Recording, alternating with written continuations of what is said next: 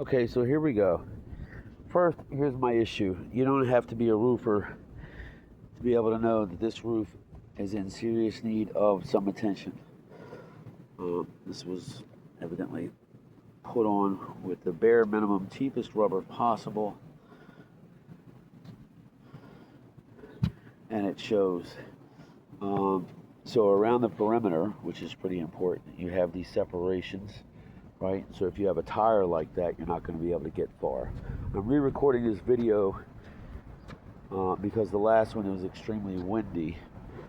But like I said, you can see here, you don't have to be a roofer to see that this split goes all along through here is a place where water can easily get in.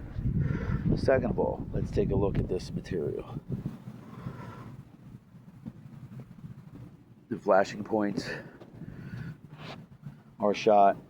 If you had a car like that, you wouldn't be driving far. So imagine whatever's cracked, split, separated would not only allow air to escape out of a tire, but allows precipitation into the attic area of a building. And this is everywhere. Like I could spend an hour going over every square inch of this roof, but you get the idea.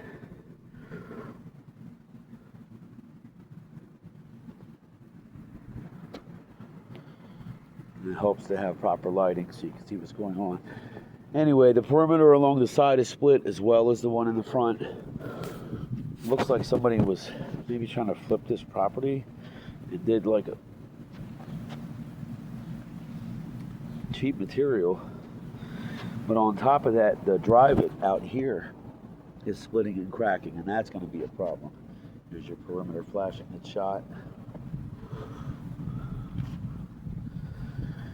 And don't even get me started down here. So here's where all the water on the roof travels. It's called a flat roof, but it does have a slope, graduated pitch that declines all the way down to the drain box. But this is where all the water has to go. And what I try to explain to people is you usually see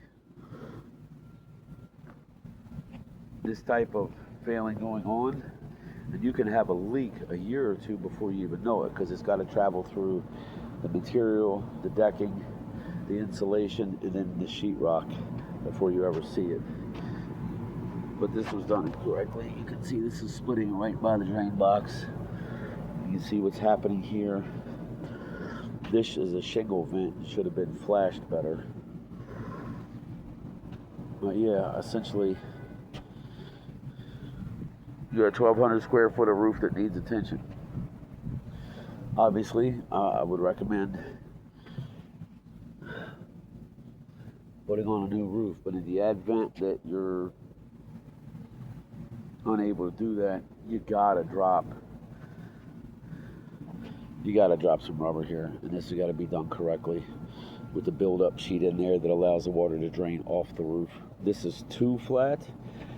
You can tell a builder designed this instead of a roofer, because the area back here is lower than the area by the drain box, so the water's not getting off the roof. So this needs to be built up.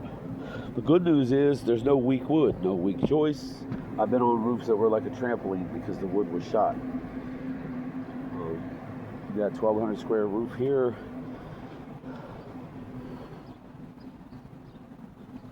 If you were going to put a new 20-year rubber roof on this and not have to worry about it for another 2 decades, 12 to 5, that's like around 6.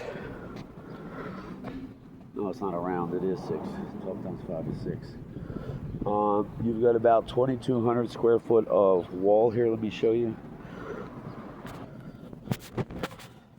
Okay, so here you can see that there was barely any sealant put on whatsoever. Like, it's already showing through. You can see how thin the sealant was put on here. You shouldn't be able to see this at all. The whole thing should look like, it should basically look like it's wrapped in plastic, because that's what you want. It has to be this drive it has to be a stucco elastomeric. It's better than regular paint. So here we start with these Here's a faint crack coming across here. It's about 1.5 feet, and then it starts here again, and then it runs over 3 foot. So that's just coming down the ladder. Let me show you something.